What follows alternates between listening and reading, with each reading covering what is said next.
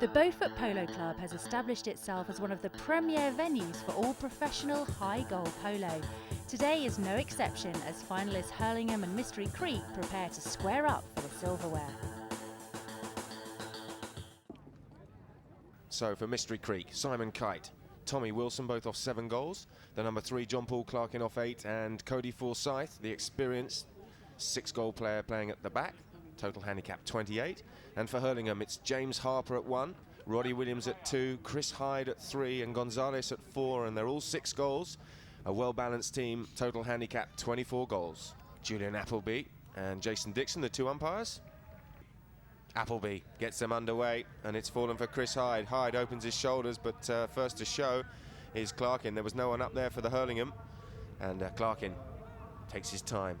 Tail backhand pass out towards Tommy Wilson. Wilson comes together with Chris Hyde on the far side, but Wilson's called off the ball by Forsyth. Cody Forsyth, who dropped in behind, comes in, he's hooked out of it, and the play will turn. Nacho Gonzalez trying to pick that ball up, switches over to the near side, takes the hook, and then there's a whistle.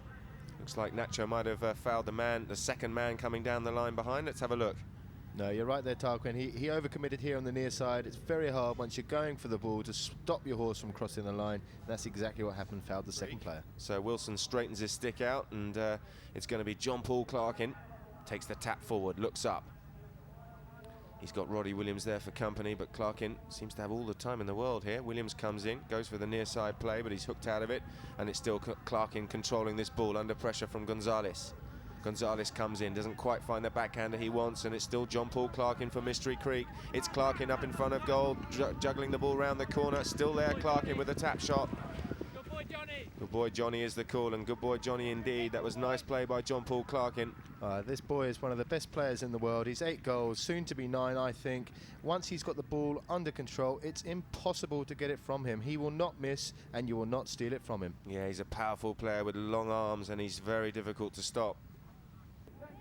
Gonzalez under pressure here from Clarkin. Turns the play and opens his shoulders, doesn't quite find the drive that he wants. It's up towards Hyde, but it's Harper who's latched onto that, and Harper under pressure. Forsyth, well-timed ride-off, opens the backhander up on the near side, but it's well read by Chris Hyde, who's looking for the backhander himself. He's over the top of the play and left it for the Iceman. It's Wilson coming through here for Mystery Creek. Tommy Wilson checks up, peels the ball off the boards. Wilson takes another tap. On the run here, he's got a little bit of space. Gonzalez is coming back for him, but Wilson's over the top of the play, and it's been left for Chris Hyde. Hyde on the grey. Tail backhand pass only as far as Clarkin. Clarkin comes through with a bit of time. Turns the play. Wilson's there. John Paul Clarkin on that lovely grey horse. Opens his shoulders and shovels that one down towards goal. Chris Hyde comes together, and it's Forsyth. Is it up in front of goal? And not the prettiest of goals, but it's through. Mystery Creek have pulled one back. It's very hard to defend these sort of goals here. Chris Hyde tries to get the stick and the ball from Cody Forsyth. Doesn't quite get it. The horse helps him along. Roddy just goes over the top of the backhand. So here we are, start of the third. And we're back in play. This one's gone to the back of the throw-in and fallen for Hurlingham. Backhand pass towards Harper. Harper opens his shoulders with a snapshot up to the front door, and it's Chris Hyde coming through now under pressure from Simon Kite. Chris Hyde on the near side. Kite gets the better of the ride-off and opens up the tail backhand pass. Gonzalez is there for Hurlingham. Sneaks the ball away and opens a backhander up. Harper's there, fallen under his pony.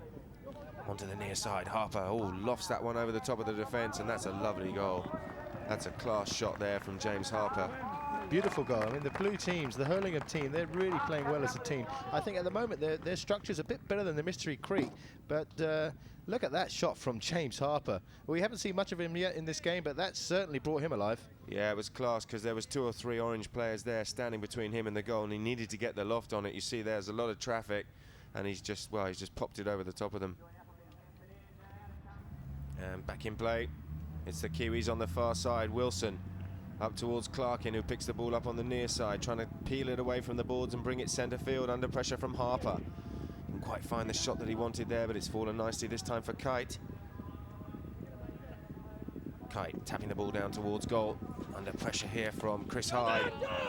But, there's a roar there from the Mystery Creek boys, and they put that one through. Simon Kite backing up John Paul Clarkin. Well, we haven't seen much of Simon Kite today. We saw a lot of him in the semi-finals. He's a very powerful player, and this just goes to show, look, he goes through 2 of them. Yeah, like a bull in a china shop. Sensed blood there in front of goal, and, well, there was no stopping him. Chris Hyde, deep screw neck shot, lovely looking pass to Gonzalez. Harper's going up.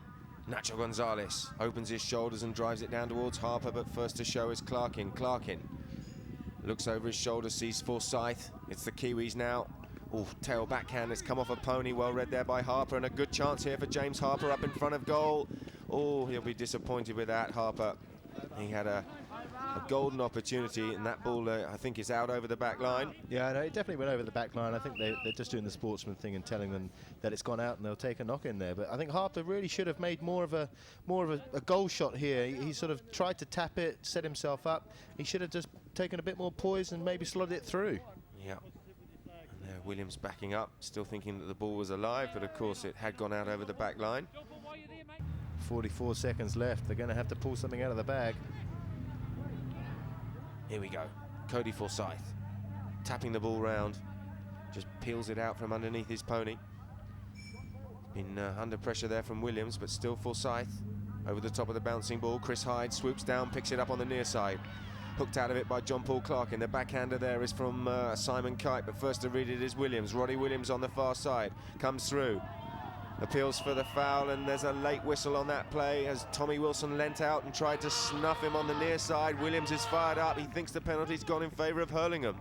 Well, you'll see as Roddy cuts around on this play, he's just suckered this player in the number 2. He's come for the shot. He's gone over underneath the swing. Yeah, I think that's a foul. We'll see a better angle here.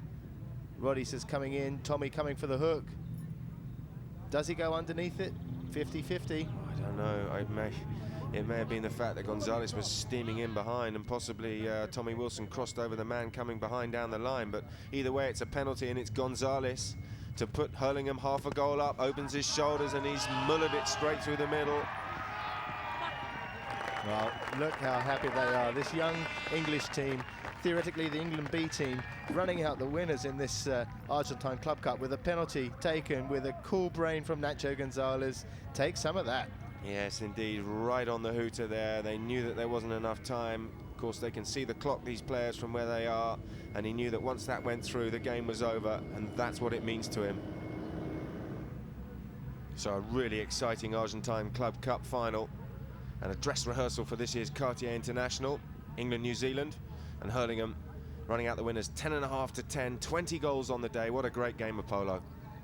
Yeah, it was a fantastic game, and a fantastic opportunity for all these players to play at the highest level of polo they can at the Beaufort Polo Club. Well done. Thank you very much. You left it a bit late. I hope you boys enjoyed it. Enormous, it was great fun.